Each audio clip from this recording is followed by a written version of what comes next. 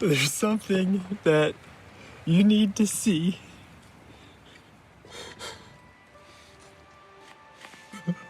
Oh my God. Oh my God. I hope you can see that. We got it. We got the Ocelot kittens. Oh my God.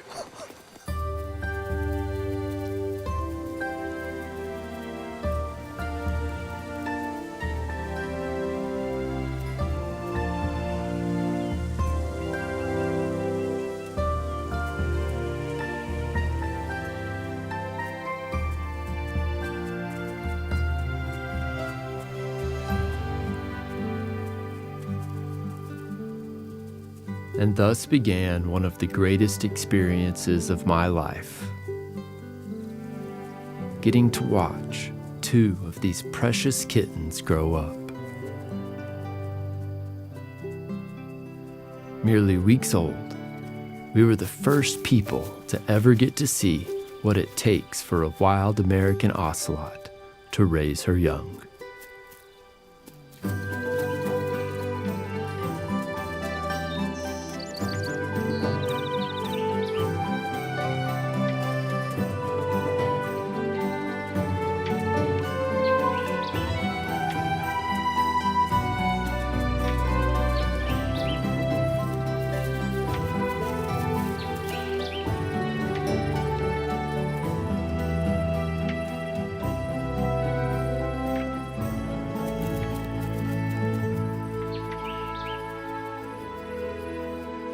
During the earliest videos, the mother, who we affectionately called Mama Jane, would often carry the kittens in her mouth.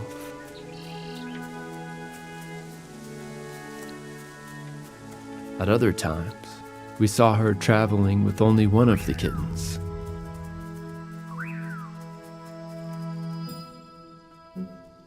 But in most of the early observations, Mama Jane was out by herself, hunting to provide for the kittens she had left hidden in the brush.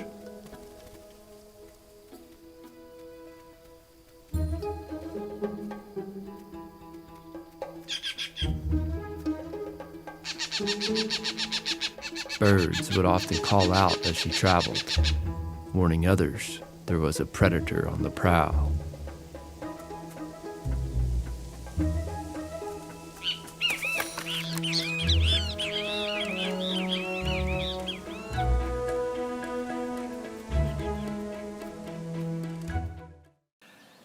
In the dark forests of Poland, in Stolo National Park, wild and eerie calls inhabit the woods.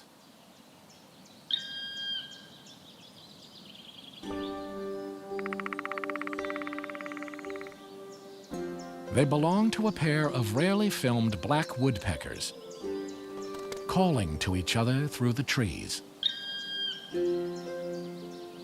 They are large, imposing birds, jet black with a splash of red on their crowns.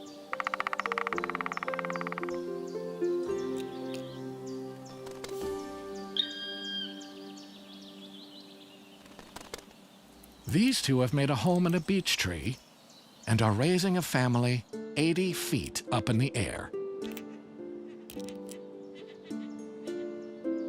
They dote on their 3 little chicks, only 8 days old. The nest hole is surprisingly deep. The adults have chiseled down 15 inches into the tree, painstakingly removing all the debris, except for a layer of wood chips that line the bottom of the hole. At first, the little woodies nap a lot, securely tucked away in their dark wooden womb.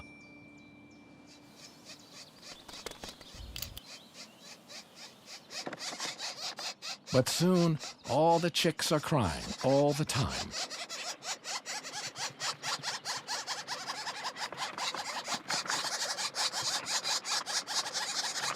Not the least interested in concealing their presence. The nest is so high, it's almost predator-proof.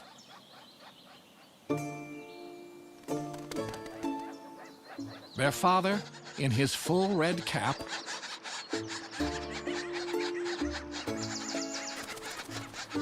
and their mother, in her smaller one, ply back and forth with food while the chicks grow and grow.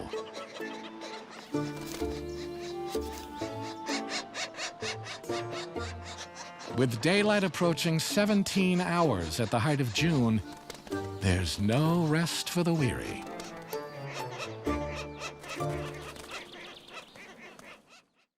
The team discovers something astounding. A male panda under a tree, and a second male, a challenger, in the bamboo. Above them, in the tree, a third panda. It's a female, probably the only one in the area, so she's their one chance. Guarding her is the dominant male at the base of the tree. Nothing like this has ever been seen before.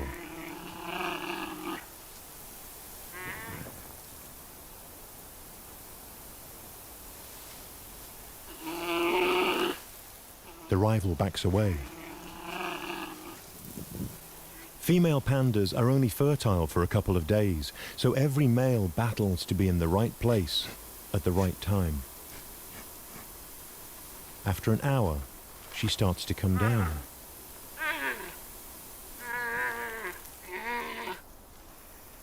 The male has to be careful. Females will attack and can injure males if they don't want to mate.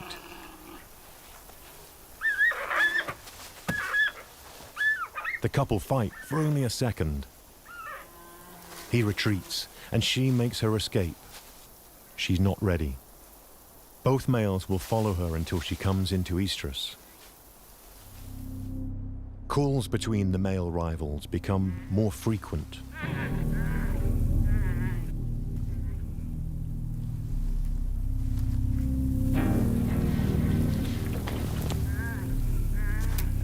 A showdown seems inevitable.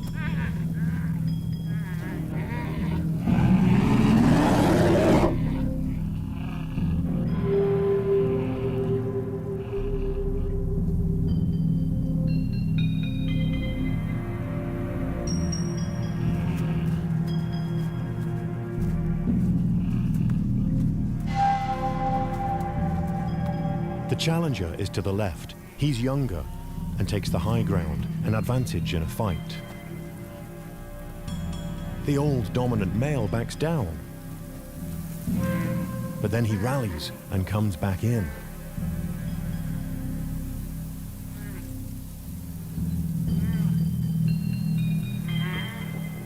It's a psychological battle as much as one of strength. This stressful build-up has taken weeks. A week later, the female is found in a tree, with no sign of either male. The female panda peers down. The younger male, and no sign of his elder. Youth has won out. He sniffs, licks the ground, and drools. She's come into estrus, and is finally ready.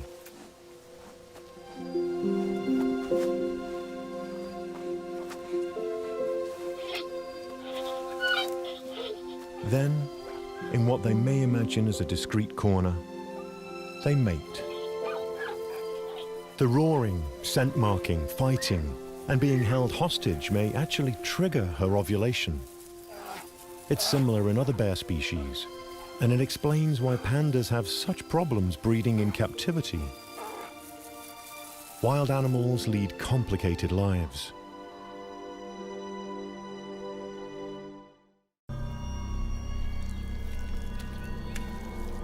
Deep in the swamps of Missouri, the mud and moisture combine to create an ideal habitat for stranger things.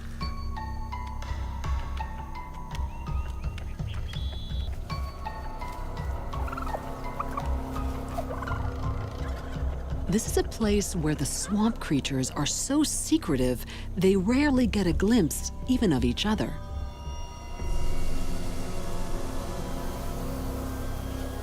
In this bizarre environment, it's surprising to find rabbits. But these aren't any old bunnies.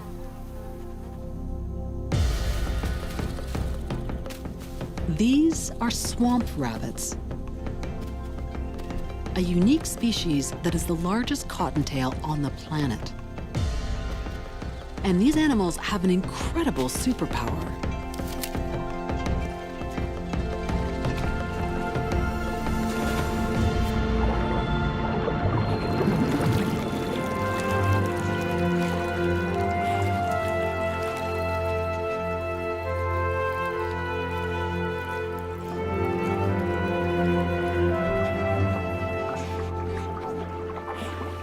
Their size gives them increased buoyancy and musculature to be great swimmers. They're so comfortable in the water that they easily move about floodplains and swamps to evade predators, find food, and mates.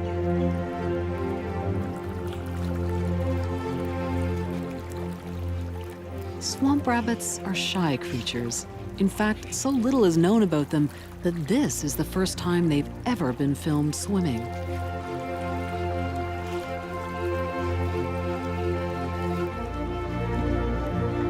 Unlike other native rabbits whose populations are on the decline, these guys are faring much better.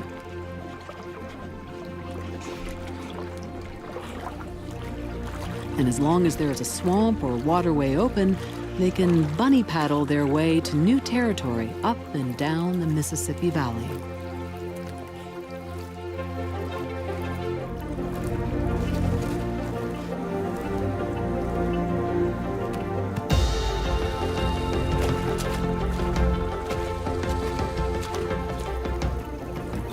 And once they hit land, they're just as impressive.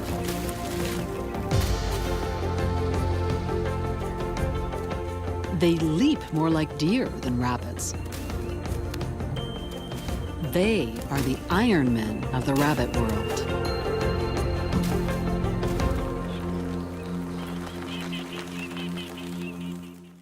This is the Quito rocket frog. They were once common across the Ecuadorian Andes, but disease and climate change have pushed them to the edge of extinction.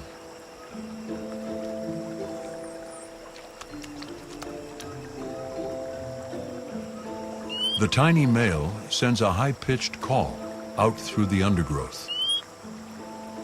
He's waiting for a response from a female. Unfortunately, there's no answer. And that's not too surprising, as there are only thought to be around 100 individuals left in the wild. Like other disappearing species of frogs, he's one of the rarest animals in the world. Along with the rest of his kind, he now inhabits just one small creek. And if finding the last of his kind isn't hard enough, the volcano on which this frog lives has awakened. Cotopaxi's summit is home to one of the world's few equatorial glaciers. A catastrophic eruption here would create devastating lahars, boiling flash floods created by the rapid melting of snow and ice by the lava. If the volcano were to erupt, the stream that is home to this little frog would be transformed into a hot mudslide.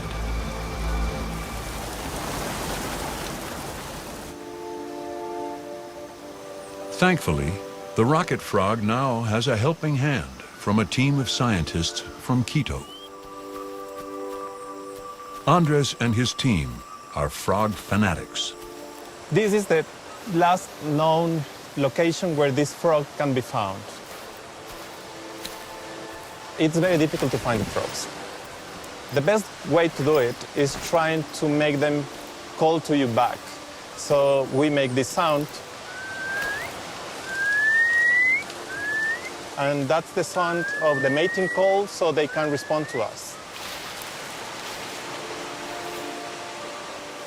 The team is now frantically collecting the last remaining individuals for a breeding program.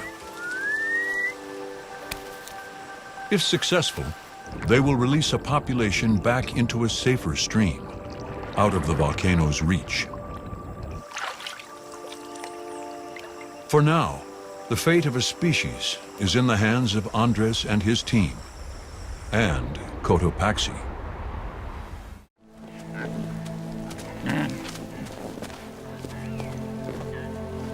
They are perhaps the single most significant wild animal for the early Vikings. Every part of the animal is used. Their hides, their antlers, their meat, their sinews. And hunting them is a regular activity.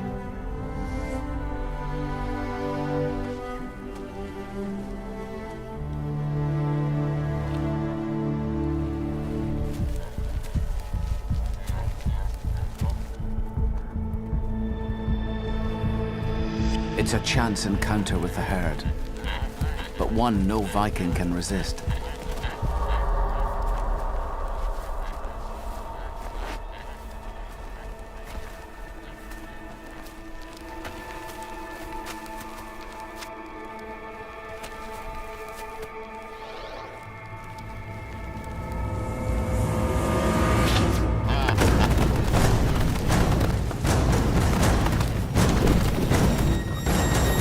Just a single opportunistic shot, but the alarm wave surges through the herd like an electric current. It's a defense strategy designed to confuse any predator, whether wolf, bear, or Viking.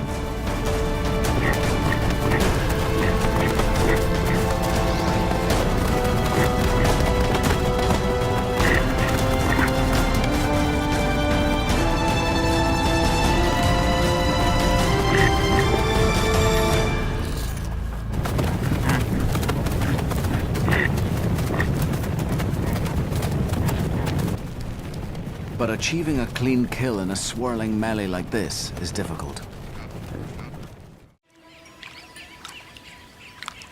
Day-old African jacanas already know where the food is. And they get there on oversized feet they'll have to grow into one day.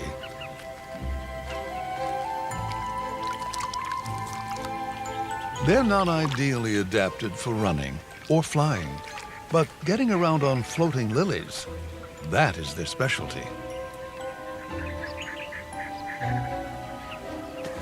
It helps that they weigh just a few ounces.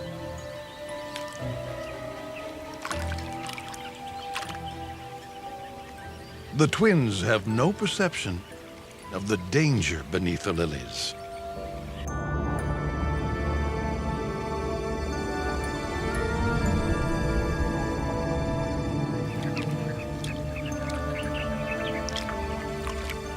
Without a mother, two tiny fluff balls with long toes wandering around on a thin platform of lilies won't last very long out here.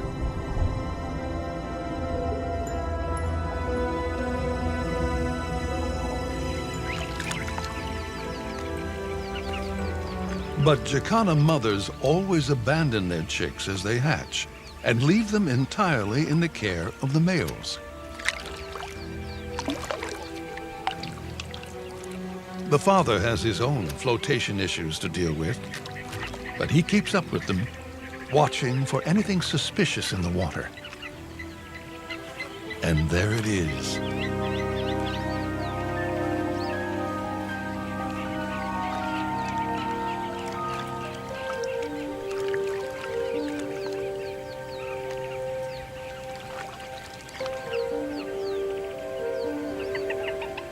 With a coded chirp, he calls his chicks to him.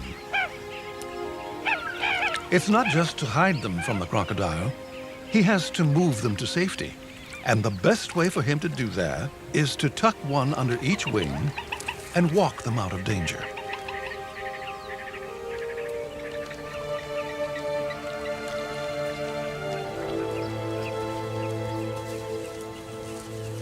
Keeping the kids quiet in a dark place is always a challenge. Those that survive here are the ones that are most aware of the sinister hiding in the beauty.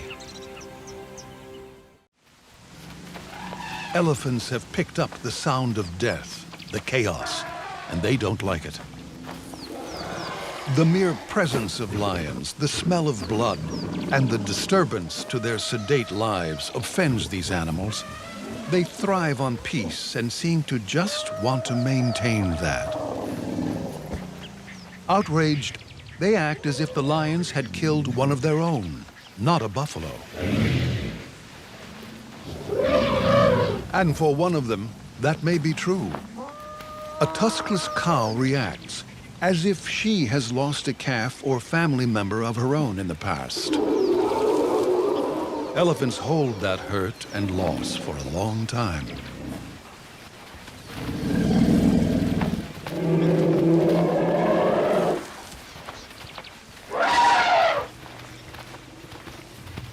But the lions slip away into the long grass, frustrating her even more.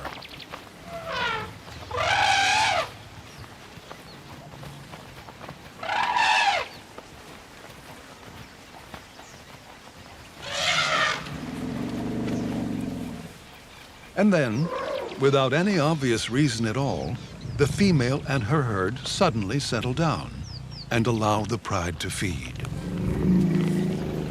Forgiven, perhaps, but not forgotten.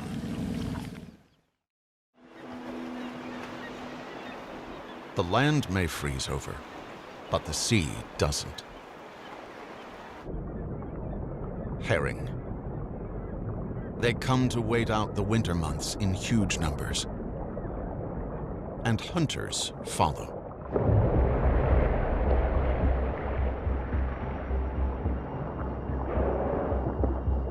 Orca. The wolves of the sea.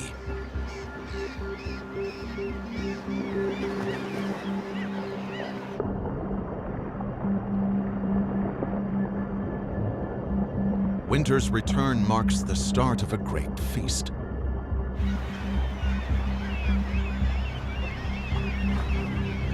They follow the herring into shallow waters.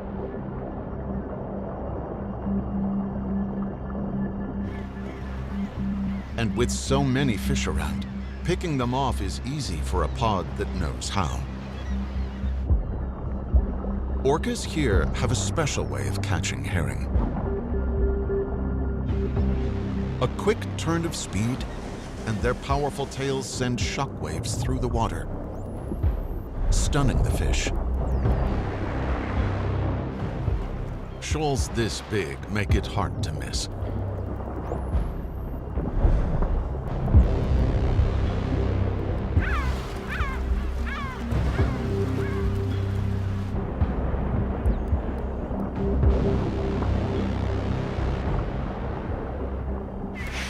It's not just orcas that take advantage of the feast.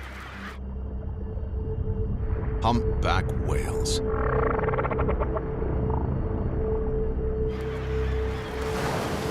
They can swallow hundreds of fish in a single giant mouthful.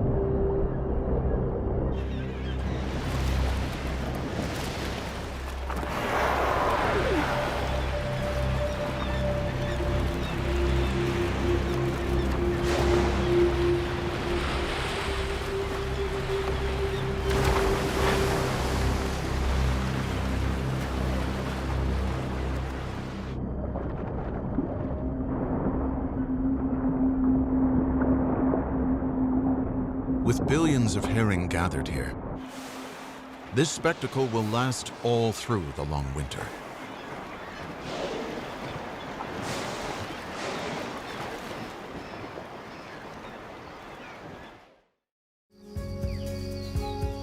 Not far away, in a nest barely the size of a golf ball, this Anna's hummingbird has two healthy chicks almost ready to leave the nest.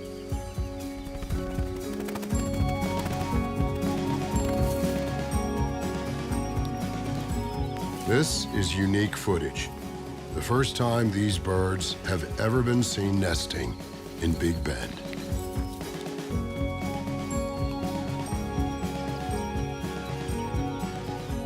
Though the chicks hatched barely 2 weeks ago, they've already grown most of their adult feathers.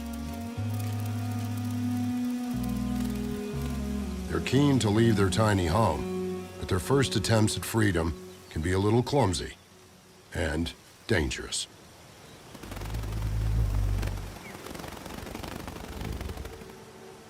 If this chick falls to the ground, its life is over. There's little the panicked mother can do.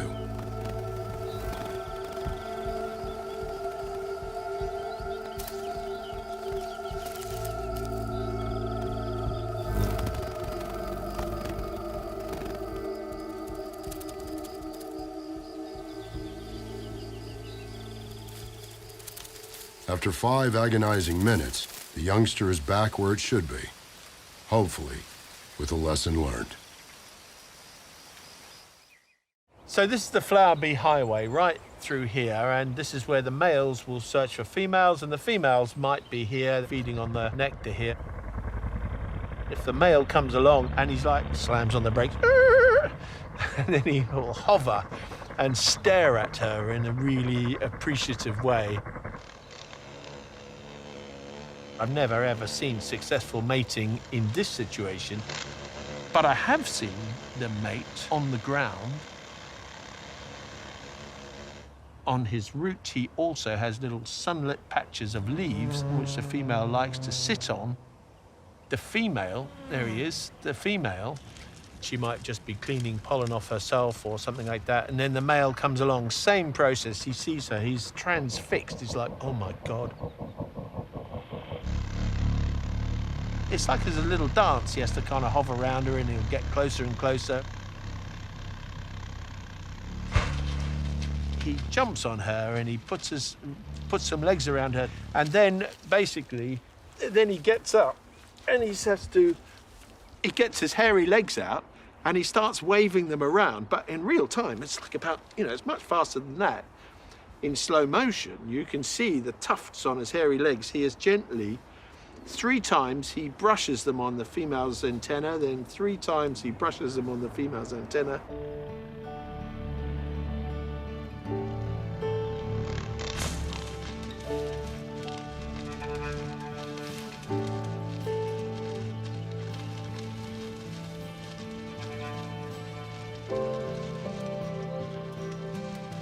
It took me a month to discover what he actually does with those hairy legs during sex.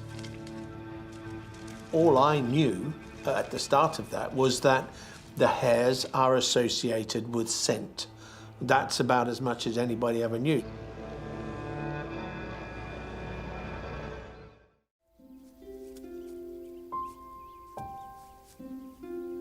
I couldn't help but to admire Mama Jane and all she did to raise her young.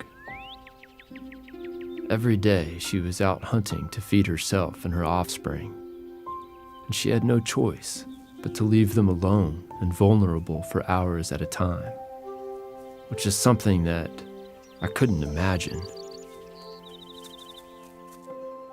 She likes to dance. She does. Right. Are you having a good time, Bird? My wife gave birth to our first child, Birdie, as we were camera trapping the Ocelot kittens. This is so cute, I'm gonna cry.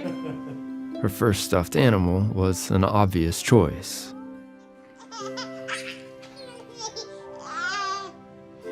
I know it's ridiculous, but I couldn't help but notice how pampered my baby was compared to the ocelots out in the brush. Seeing what those kittens could live through made me a little bit more willing to have Birdie be free range, which was nice because she quickly got tough enough to help out with the camera trapping. Got some leaves. Cute. Trigger, you ready? You think a lot about the future when you have a kid. What lessons you can teach them that will set them up for success. What skills you can pass on.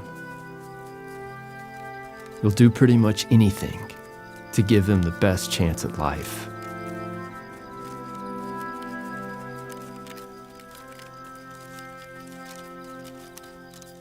This Ocelot Mom, she's doing everything she can to successfully raise her young. But she has no idea that her and her kittens represent 3% of the entire U.S. population. She has no clue how important the survival of her kittens is for the species.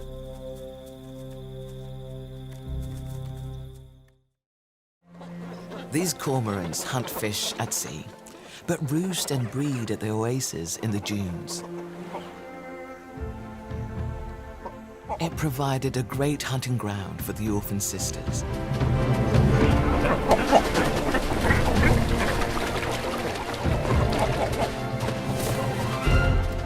But trying to catch prey with wings was no easy feat, especially in daytime.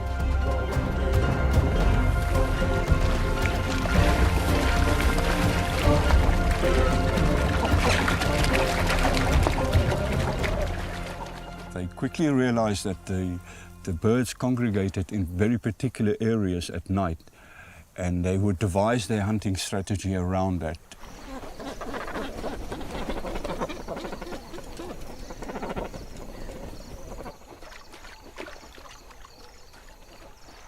The orphans learned to wait for nightfall before they would strike again.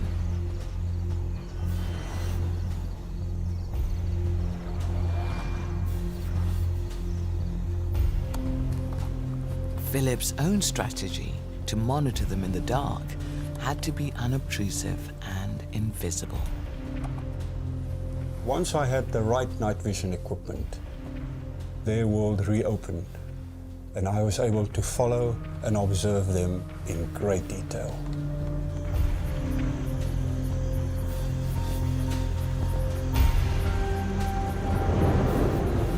By using a thermal camera, the heat radiating from warm bodies painted an extraordinary scene, normally concealed in the dark of night. And as it got dark, they emerged in stalking mode. Lions that grow up in a normal environment wouldn't look twice at a bird. In the desert, the young orphan's drive of starvation revealed an unusual behavior from deep within.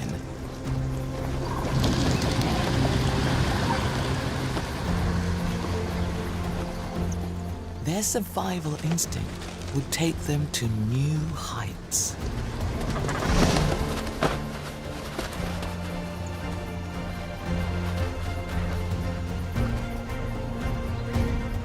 The fortune of hunting in a roosting spot, your prey keeps coming back.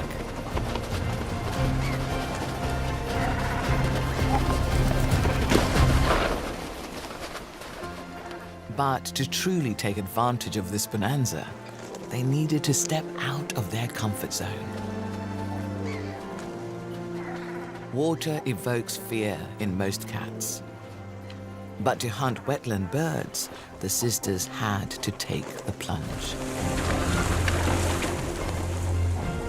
I remember feeling so optimistic because they'd become bird hunters. And that was the beginning of a whole new life for them.